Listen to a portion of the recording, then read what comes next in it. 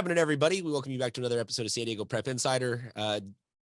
Didn't do much during the basketball season. Bodie has his stuff with Scorebook Live. Tommy has a life and coaches football, so he needs to unplug from sports for a little while. And I don't know, I've been posting enough content, but you guys don't. We build up energy for baseball season, which is almost here. So it is here, isn't it? It is here. Almost here is in it's here to me once Dave Ring and Bodie are back in studio and we're doing the thing. But this podcast has nothing to do with any of those winter or spring sports. This is a football podcast, and we're going to talk about, correct me, Bodie, if I am wrong in saying anything stats and facts wise, but this is not fully ratified yet, but is in the process of becoming ratified as the new football playoff system. So what we're going to talk about here is largely, it seems like, going to be the system. It just isn't quite a formality yet, correct? I believe that's correct. Okay. Yes. So football has decided then to change up from the division-based system the last couple of years. I think it was 2014 was the start of open division, 2013, something like that. 13, 14, I believe. Yes. So about a decade of experimenting with that. Then they move on to a format that has been embraced by the CIF Southern section, which is basically this is an oversimplification of it, is that you wait until the end of the year to pick the divisions, and you basically just put everybody into one, a first place and then a last place, everybody in between, and you take 4, 12, 12, 12, 12, 8, or whatever all of the different divisions are. Is that a concise enough explanation, Bodie? I'm seeing to my understanding. Yeah. Okay. So that being said, we have seen incredible myriad of opinions online, and it seems like Bodie is right when he says in the pre-show notes, todos personas angry. Everybody's always angry at everything.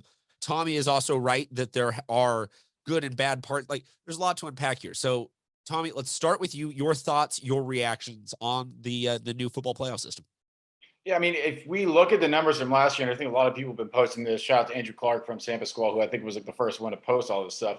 I think only 1 or 2 teams would have been in a different division had this been the case last year. So does it really matter? Does it not matter? It will affect, in my opinion, the way teams schedule, because you now have to make a decision based on your schedule. You're not locked in a division anymore. So do you potentially want to schedule easier to maybe drop yourself down below a division of where your league opponents are? If you think you're weaker, do you want to schedule a little bit harder to try and get yourself up and open? What is your goal? Because you can sort of manipulate the division that you're in now, which used to not be the case. It used to be locked in, and it was we need to be top 12 in our division. How do we do that? How do we schedule to be top 12 in our division? That doesn't matter anymore. Now it's about being in the top half of the top 75% of the teams, just so you get into the playoffs, and then you worry about it from there. But it's sort of one of those things. If you're going to do what we've been doing the past 10 years, where teams go up and down division, it's kind of all haywire. You might as well do it this way. Why say that it's competitively equal if we're basing it off the last 3 years, not the team that's there now? Why not just base it off the team that's there now? So if you have the schedule the way it is now, the system the way it is now, you might as well do it this way, where it's seeded afterwards rather than prior. I personally am not a fan of going up and down division, all that kind of stuff. We can talk about that later. But if you're going to do it that way, this system makes more sense. Bodie, initial reaction from you? Yeah, I'm not. I mean, obviously, I'm not a football coach, so it's a little different on me not at the middle school level. Okay, there we go. Of not being too worked up of hey, whatever teams show up in whatever divisions, whatever brackets, I'm happy to go about it then. We'll adjust then. My main thing is just, and this is among really all the team sports, obviously football gets the biggest shine around really the country. I mean, high school football is king, but basketball, baseball, whatever it may be, there's always going to be a group of coaches, a conference, a league that's upset, that thinks they are being punished in whatever system, whether it's Max Preps rankings, whether it's the CIF Power rankings, where you have a chart, it's all in front of you, you can work it out that way. If we copy the Southern section system, whatever it is, there's always going to be a group that feels left out. So that's why I don't get too worked up. Whatever it may be, we'll move on. It'll benefit someone, it'll hurt someone. It's just kind of how there is no perfect system. We can't go to a way of, here's a 12-person committee and we're just going to seed and they'll pick everything after the year and it's enrollment based division. whatever's decided, like I trust those decision makers that have the best interest in mind, and hopefully it benefits as many teams as possible, because it's never going to be everyone. Never going to be everyone is absolutely correct. If I could make one little tweak to what has been proposed, I would add some sort of quality control selection committee to be able to say, hey, does this team need to go up or down 1 to 2 spot type things? But yeah, look, to me, what I have been able to absorb from this is that it doesn't change a ton. Really, like you said, between last year and this year, you could make the argument, like it's been mathematically sort of laid out, of, oh, only this very small number of teams would have made any change. I think really what it, to me, encapsulated was it's kind of quality control for the mass outliers. The Oceanside team from, what was that, 2 or 3 years ago, that they went 0-10 and it still made the D1 playoffs. Like it's to like, school gets gutted by graduation. Okay, instead of needing to take, like Tommy kind of outlined, the 2 to 3 years to hit the math, where it's like, here's a 3-year sample size. It's just like, okay, you can hit the emergency break this year, go from D1 down to D4 because you just got gentrified out of having a football team this year or whatever it is. It's the Bishops doesn't have to work its way back down after Tyler Buckner, a now a Notre Dame lacrosse player, but at the time a 5-star quarterback, shoots them up from D4 to D2 in 2 years. They don't have to work their way back down. Now they can just go, like, this to me. Like, Palo Verde Valley, that's the most recent one we've seen kind of with football, of they have a class that's really special. They go on a run, they win those 2 titles, and that group leaves and they're still stuck up there. And they should, yes, or Palo Verde Valley or Fallbrook, kind of on the reverse of that, being a huge school that just mathematically seemed to also, like that Oceanside in D1, Fallbrook wound up in D5 and was the biggest school in D5 for a while, makes a couple of semifinals over the last couple of years. Like, they are a good team that probably would have punched through and won one with this sort of seeding, because they would have, the math will all drift in a way that I think, again, your guys are right. This isn't going to have a huge, oh my gosh, these 16 teams would all be in different divisions and everything, but it's going to help those outliers from year to year. And I think overall improve the quality of the playoff experience, because it will be more about this year's team than any other formula that we've seen. And that, to me, seems to be the biggest thing in football. Look at the transfers that have picked up steam. Also, graduate, like, it all equates to there's not a ton of holdover quantitative analysis.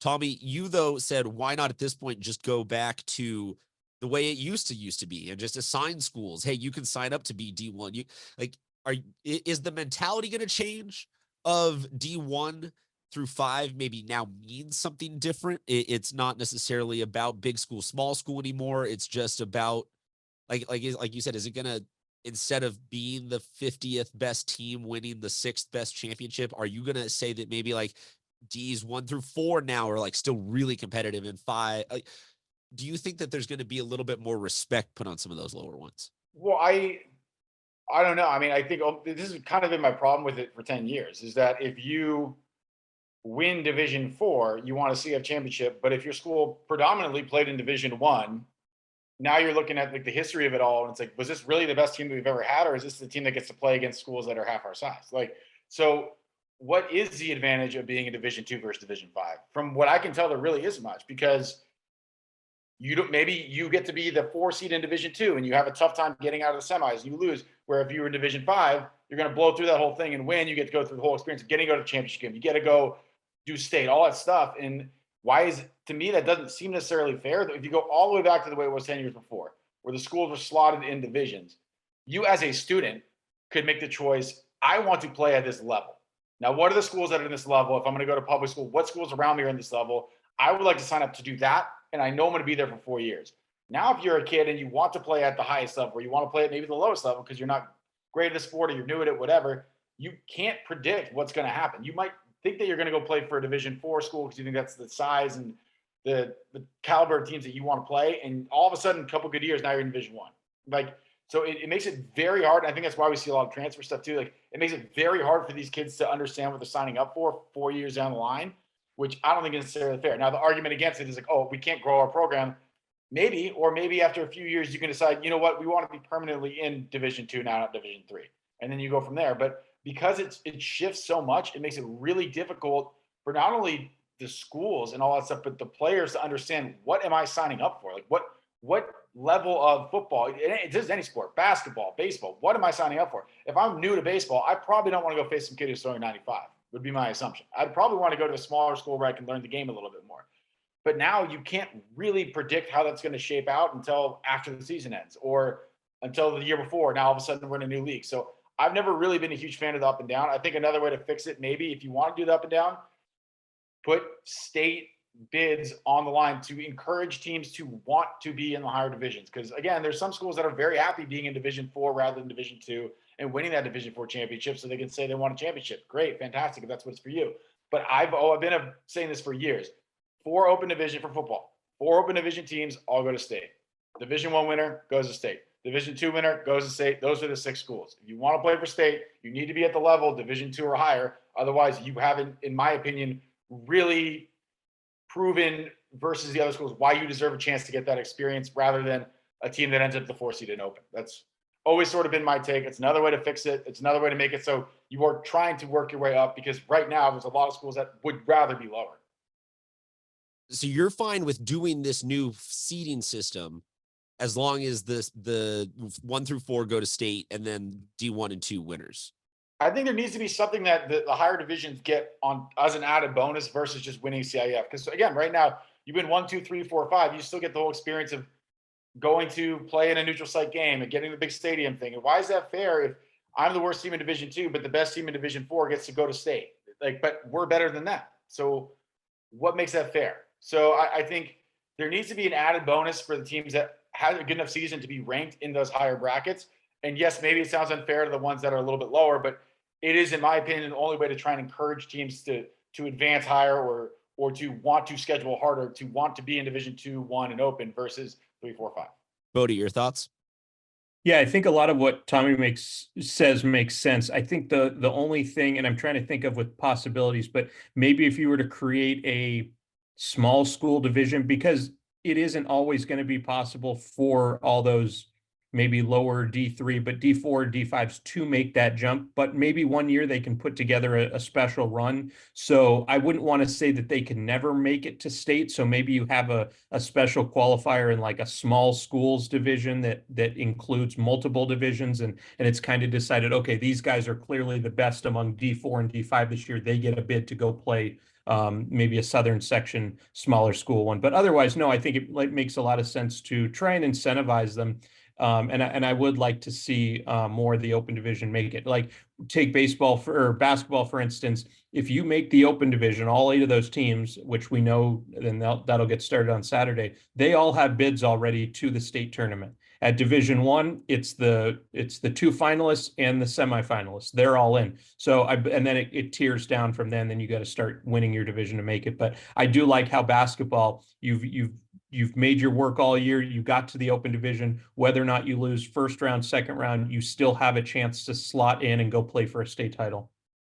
So we would be sending Helix and Carlsbad, Lincoln, Granite Hills, then who was D1 and D2? Saints. Saints and Del Norte? Yeah. In my opinion, that seems fair. Yeah, I think out of that group, I mean, I would love to see kind of what those next matchups would have been, and you take your chances from there. Only team that to me gets disrespected is La Jolla Country Day. There is salute to the Admiral.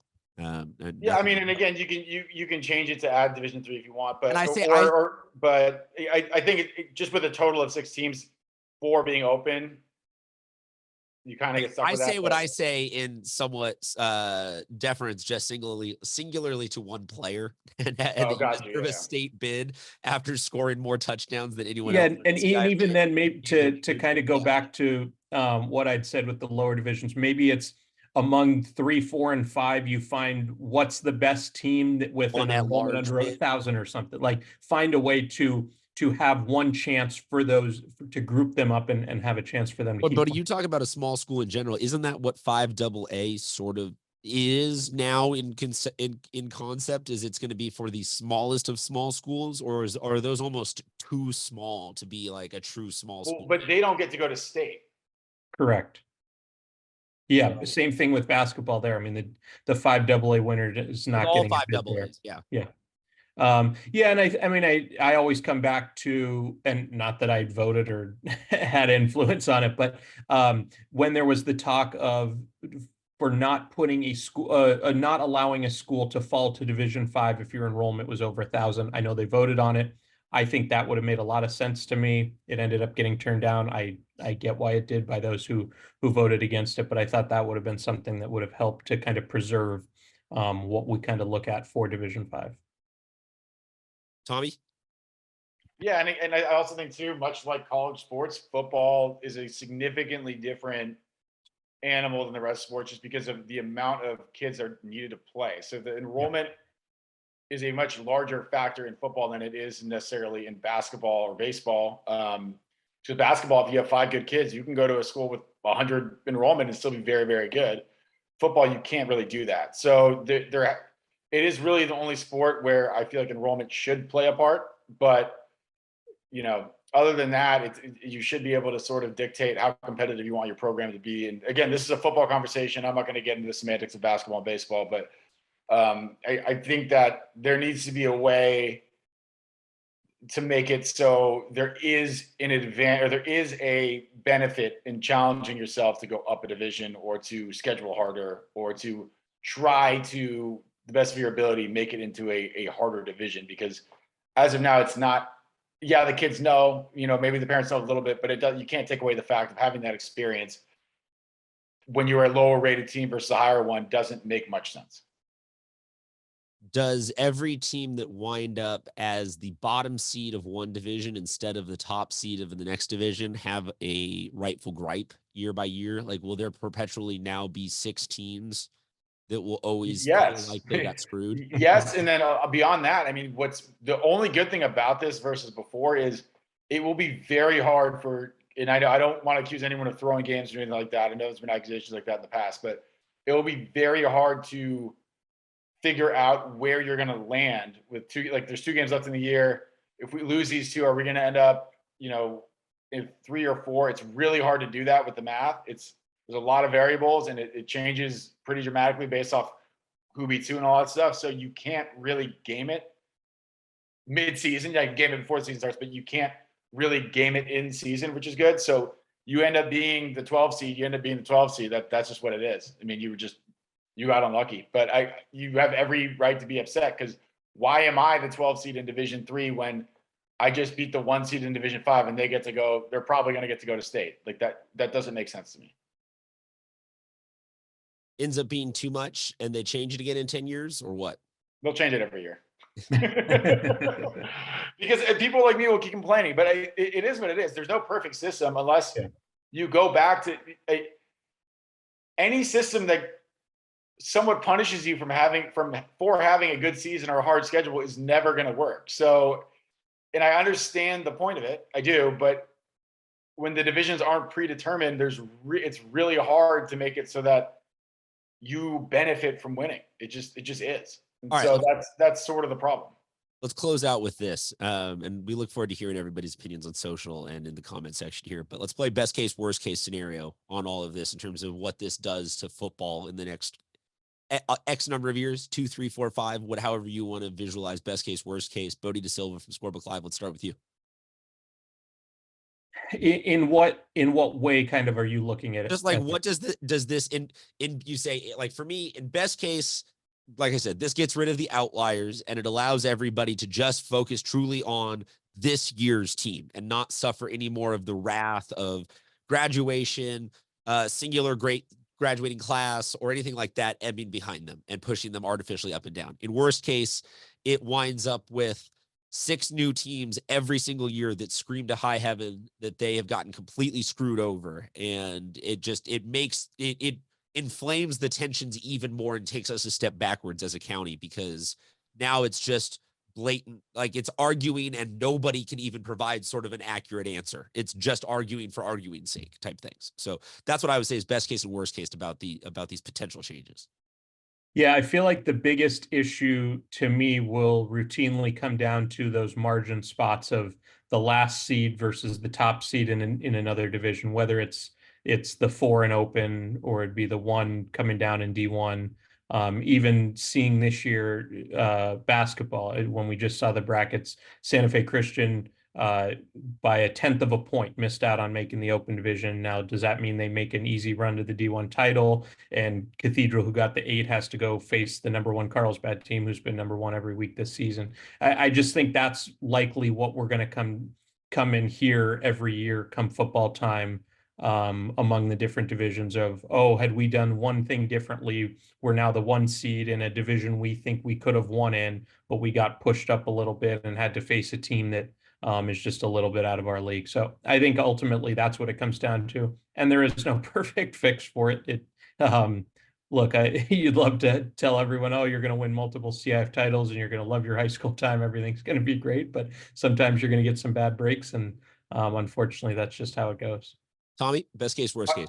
Yeah, I mean, best case, and this is going to happen. We're going to get the most competitive playoff brackets because everyone's going to be about the same skill level. So that's best case scenario. So all things aside of trying to look at it at more of a, larger scale view of what's fair, of who gets to be in what division, the divisions themselves will be evenly matched and competitive. You won't see these blowouts like we've been seeing sometimes in the first couple of rounds. But again, the only downside is you're going to get every year there's going to be more. I think there's going to be more complaining now than there was before, because you're going to get a 1 or 2 seed who's very happy and a 12, 11 seed who's very upset that it's not flip-flopped. And at the end of the day, it just is what's going to be. They could do some absolutely insane, crazy thing where you can elect to switch if you're one of those lower seeds, because technically you earn the right to go down or up. Or there's a lot of weird things they could do. It would be way too complicated. I think you're just going to deal with the fact that 6 to 10 teams are going to be pissed off at the end of the year every year, and it is what it is. You have it come down to the 12 seed and the 1 seed. Just go flip a coin somewhere.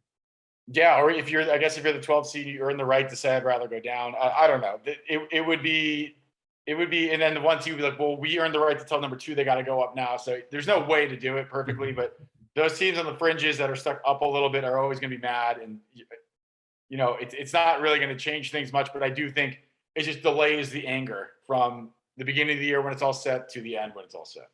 Last thought I kind of have, Bodie, you had sort of said something in there in your last answer that made me think, are we going to see, is this the end of like back-to-backs? Like, are we going to stop? You talked about Palo Verde going on a little bit of a run, winning a 5 and a 4, right? Like, yep. Does that team even exist in this scenario anymore? Because you win a 4 and then that next year you're really good, as you end up as the 10 seed in D1 or something like that. And you lose, but you go, okay, well, competitive equity. Like, I feel like in just doing the quick math, it prevents repeat championships from being. Oh, I think the opposite. Okay, why is that? Because now you're not forced to go up. So if you win 5, right? Like, you don't. In the past, you would have earned enough points to go now up. And that team can maintain 5 for that next year. If you reschedule the same way, you're probably going to end up with the same points. You'll probably end up with the same seed. And you'll probably end up in the same division. Whereas before, you would be predetermined that you're up now. So now you don't have to go up if you don't want to, based off the way you schedule. So I think it would have the opposite effect. Again, it's really hard to manipulate if you're in the middle. But on the fringes, if you really want to be open division or really want to be D1, just schedule super hard. You'll get there. If you really want to be D5, schedule as easy as you can find, and you will be D5. Like, that's just, it is what it is. Huh. You have definitely thought about this more and more. Yeah. You can tell which one of the 3 of us is actively a football coach stuck in that middle group, as he can probably testify, because Tommy at D2 has been right in the mix of all of the teams this year that do both ends of that spectrum. Like you said, the gaming of everything, the gamesmanship in D2 and D3 is insanity, pre and post season in terms of scheduling and everything.